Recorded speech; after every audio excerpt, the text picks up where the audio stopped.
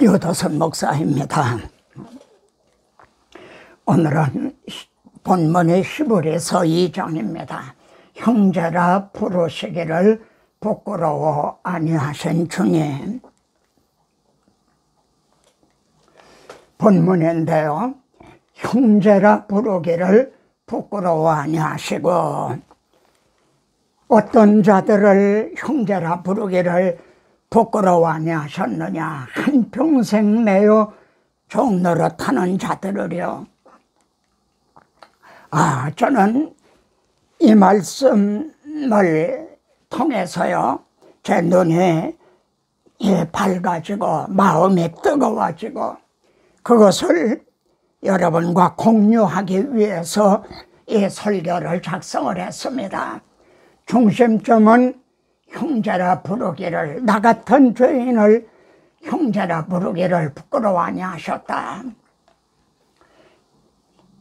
히브리서는 그럼 어떠하신 분이 우리를 형제라 부르기를 부끄러워 아니하셨다고 말씀하나요?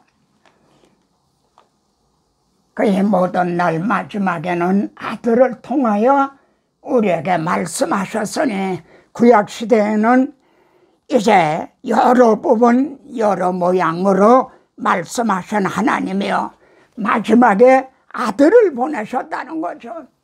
하나님의 아들이 우리 같은 죄인을 말이죠, 찾아오셔서 형제라 부르기를 부끄러워 아니하셨다. 그로 말미암아 모든 세계를 지으셨나니라. 창조주 하나님께서 말입니다. 나 같은 죄인을 형제라 부르기를 부끄러워 아니하셨다는 거죠. 하나님의 영광의 광채시요 그 본체 형상이신 분, 즉 성자 하나님께서요, 우리들을 형제라 부르기를 부끄러워 아니하셨다. 하나님의 아들이 어떤 처지에 있는 자들을 형제라 부르기를 부끄러워 아니하셨다고 말씀하나요? 죗값에 팔려서요, 일생에 매여 종노릇하는 자들을. 그러면은 체면의 문제인가요? 책임의 문제인가요? 형제가 좀 대답해 보세요. 교훈적으로 보면은 체면의 문제죠. 초등학교 어린이들이 자기 아빠가 이제 연탄에 그 구루마를 끄는 거를 얼굴에 검은 칠을 하고 말해요. 그런 친구들이 보는 앞에서 아빠! 하고 말하기가 부끄럽겠죠. 교훈적으로 보면 체면의 문제지만요, 구속사적으로 보면은요, 책임의 문제인 거예요. 여기에서 해답을 얻게 돼요. 체면의 문제이냐 책임의 문제이냐는 해답을 레위기 25장에서 얻는 거죠. 내 형제가 가난하여 기업을 팔았으면 하나님이 분배해 주신 땅을 말입니다, 팔았다는 거예요. 근데 50절에서는 땅이나 집이 아니라 자기 아들이 자녀가 종으로 팔렸다는 거예요. 그러면 어떻게 해야 되는가? 그 형제가 판 것을 물을 것이요. 이건 하나님이 이렇게 말씀한 겁니다. 형제가 그 판 것을 다시 회복을 시켜줘라. 그래서 로마서에서는요, 우리 주님이 맏아들이 되게 하려 하심이라 이렇게 말씀합니다. 우리 주님은 우리를 찾아오셔서 내가 맏형님이다, 내가 너희들의 기업 물을 자다, 염려하지 말아라, 너희들이 잃어버린 죗값에 팔린 거를 내가 다 회복시켜 주고로 왔다, 이렇게 말씀을 하신 거죠. 이 기업 물을 자의 예표를요, 그래도 하나님은 우리들에게 알아듣게 하기 위해서 룻기서를 통해 계시하셨어요. 룻기서는 불과 4장밖에 안 됩니다. 그런데 기업 물을 자라는 말이 12번이나 등장을 해요. 베들레헴에서 모압으로 내려갔다가요. 여러분, 베들레헴은 바로 그리스도가 탄생하실 곳입니다. 거기에서 모압으로 내려갔어요. 흉년에 들었다고 말해요. 그랬다가 남편과 두 아들이 죽었죠.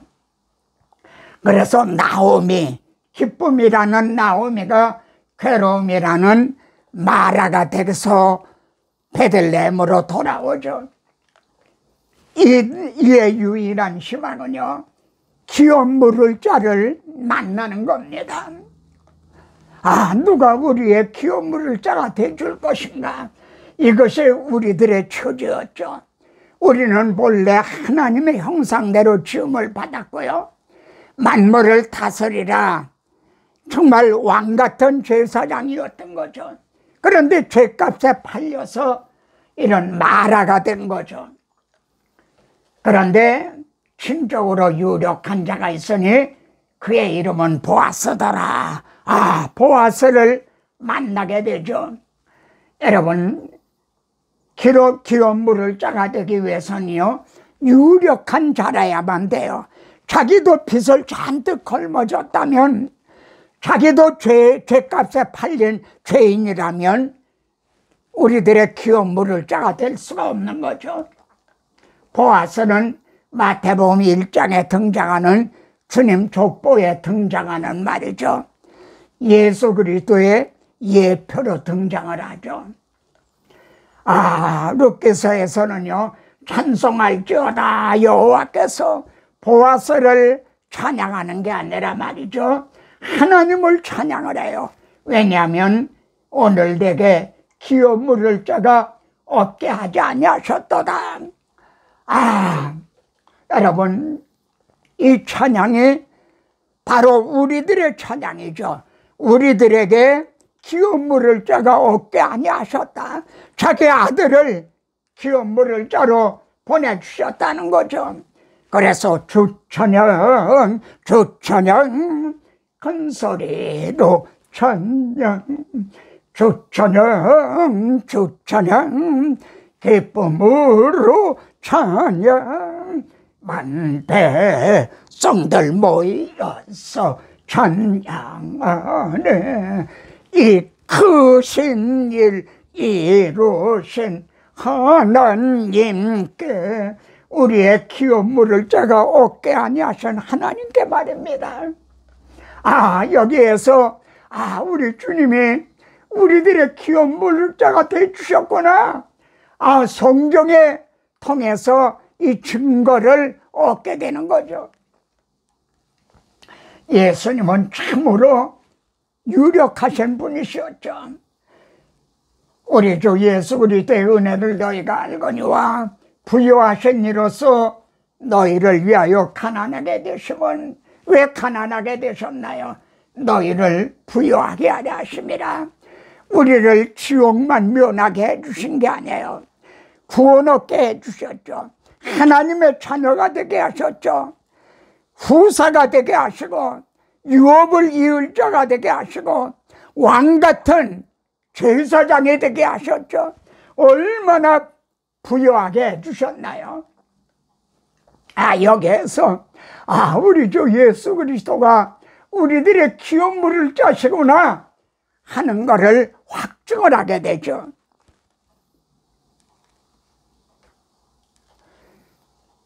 가난한 자는 그 형제들에게도 미움을 받거든. 하물며 친구야 그를 멀리하지 아니하겠느냐. 따라가며 말하려 할지라도 없어졌으리라. 여보게 우리 고향 친구 아니야? 아니 학교 동창 아니야? 따라가며 말하려 할지라도 없어졌으리라. 여기 명심보감이라는 책에도요, 주중 붕어는 1만이라 돼. 내가 잘 살면요 친구가 1만이나 된대요.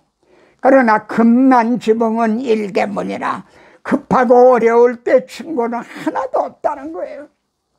이게 세상 인심인 거죠. 그런데 하나님의 아들이요, 창조주 하나님께서 우리의 기름 물을 자가 되시기 위해서요, 낳고 전한 이 육신을 입으시고 말구에 오셨죠. 그리고 십자가에 죽으시기까지 했죠. 하나님의 아들이 어떤 방도로 우리의 기업 물을 자가 되셨나요? 하나님의 은혜로 죽음을 맛보려 하려 함이시라. 왜냐하면 죄값은 사망이니까요. 형제들과 같이 되심이 마땅하도다. 그래서 우리와 똑같은 육신을 입고 오셨다는 거죠. 하나님의 일에 자비하고 신실한 대제사장이 되어서요, 양이나 송아지가 아니라 자신을 말입니다, 대속제물로 드려주셨죠. 이렇게 하심으로요, 우리 죄를 위해 대신 죽어주심으로 기업 물을 자가 되시었죠. 의로우신 하나님은요, 우리의 구원을 이처럼 합당하게 행해 주셨다고 말씀합니다. 많은 아들을 이끌어 영광에 들어가게 하시는 일에 여기 많은 아들이 누굽니까? 우리들인 거죠. 하나의 밀알이 땅에 떨어져 죽음으로 많은 열매를 맺듯이 많은 아들이 되었죠.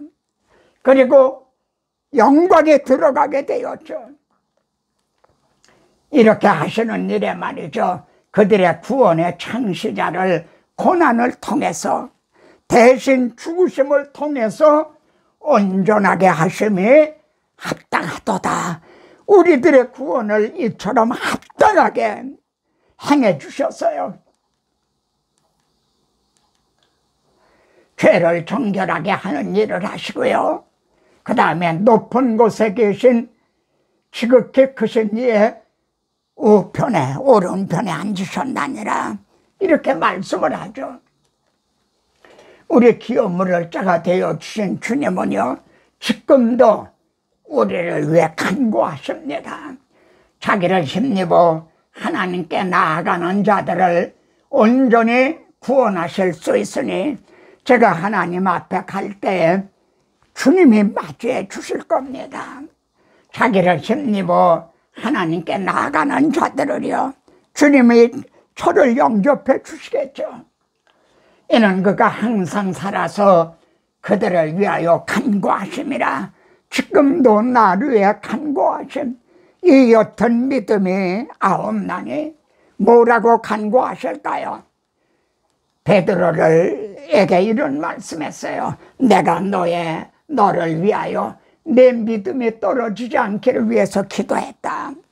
베드로가 다구는 소리를 듣고 회개할 수 있었던 것도요, 주님이 그를 위해서 기도해 주셨기 때문에, 기도로 붙잡아 주셨기 때문에요.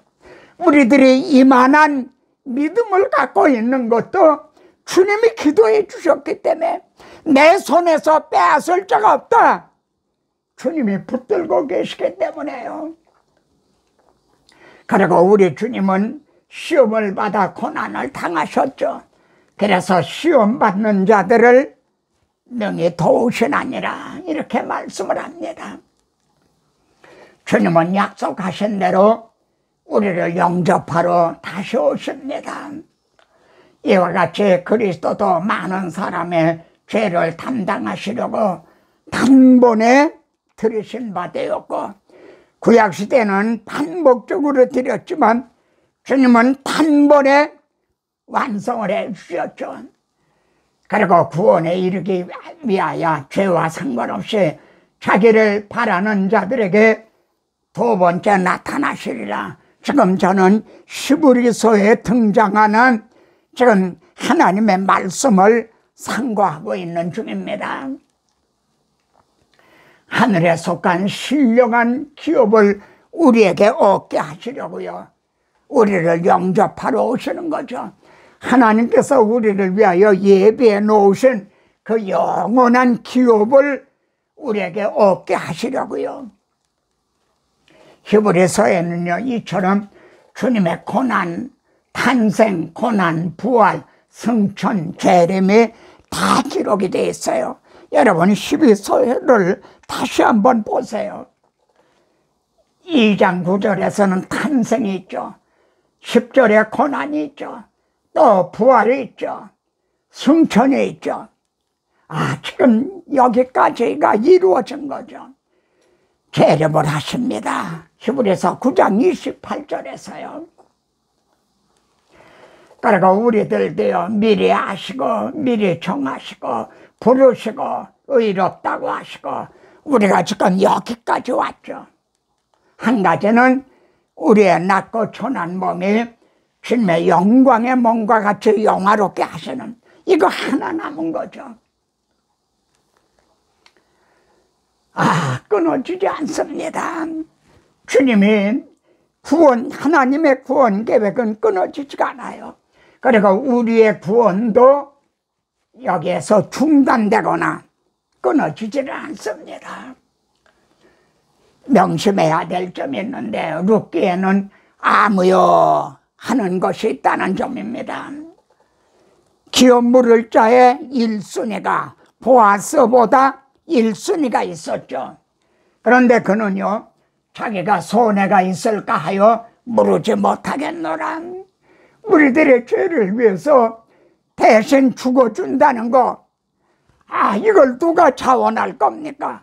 그래서 나는 손해가 있을까 하여 물으지 못하겠노라 그러죠. 그는 하나님의 뜻을 거역하고요, 가까운 친척은 그 잃어버린, 형제가 잃어버린 기업을 회복시켜줘라 하나님의 말씀했는데 그걸 거역을 했죠. 그리고 나오미를 형제라 부르기를 부끄러워했죠. 그건 누구죠? 아무요. 이름을 말하잖아요.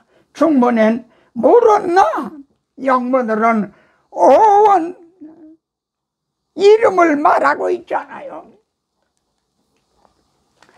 주님은요, 나와 내 말을 부끄러워하면 아버지의 영광으로 거룩한 천사들과 함께 올 때에 그 사람을 부끄러워하리라. 나도 너를 모르노라, 도무지 모르노라, 이렇게 말씀하신다는 거죠. 오늘 말씀이 우리들에게는 어떻게 적용이 되나요? 내가 주의 이름을 형제들에게 선포하고, 하나님의 우리들을 이렇게 구원해 주셨다. 이제 우리 주님이 우리들의 기업 물을 자가 되어 주셨다. 이걸 선포하고요, 교회 중에서 찬양하리라. 이 말씀을 듣고 마음이 뜨거워진 형제들과 함께 찬양을 한다는 거죠. 다윗도요, 시편에서 주여 내 입술을 열어주소서, 내 입이 주를 찬송하여 전파하리다. 내 입이 찬양하며 전파하리다. 자기 아들을 기업 물을 자로 보내주신 하나님을 찬양을 하고요, 선포하는 일, 이게 입으로만이 아니라 우리의 삶을 통해 찬양하고 선포하는 일인 거죠. 여러분, 제가 이 설교를 작성하면서 이런 말씀을 묵상했습니다. 시편 116편에 보면요, 내가 믿는 거로 말하리라. 내가 큰 곤란을 당하였도다. 시편 기자는요, 큰 곤란을 당하고 있어요. 그런 중에 내가 믿는 거로 말하노라, 이렇게 말하고 있어요. 그러면서요, 내가 경고 중에 이르기를 모든 사람은 거짓말쟁이로다, 이렇게 말했다는 거예요. 이게 무슨 뜻일까? 자기가 고난을 당할 때 누구도 도와주는 사람이 없었다. 아무 힘이 돼주는 사람이 없었다. 나를 따라가며 말할지라도 이제 벌써 없어졌으리라, 그런 뜻인가? 아니면은 곤란을 당하면 사람들은 다 주님을 멀리하고 떠나간다는 얘기인가? 모든 사람은 다 거짓말쟁이라. 시편 기자는요, 내게 주신 모든 은혜를 무엇으로 보답할고, 이런 곤란 중에서도 그렇게 말합니다. 그러면서 내가 구원의 잔을 들고 여호와의 이름을 부르며 여러분, 구원의 잔이라는 말을 통해 어느 말씀이 생각나시나요? 아버지요, 이 잔을 내게서 물러가게 하시옵소서. 주님은 우리들을 위해서 대신 죽음의 고난의 잔을 마셨죠. 그래서 우리들이 구원의 잔을 들고 이 피를 마셔라. 구원의 잔을 들고 여호와의 이름을 부르며 나의 소원을 여호와께 갚으리다. 몸밖에 드릴 것 없어 이 몸 바칩니다. 경건한 자들의 죽음을 여호와께서 보시기에 귀중한 것이로다. 경건한 자들의 죽음은, 그래서 학자들은요, 시편 116편을 순교자의 찬양이라. 이 시편 기자는 큰 곤란만 당한 게 아니라 순교를 당한 것 같아요.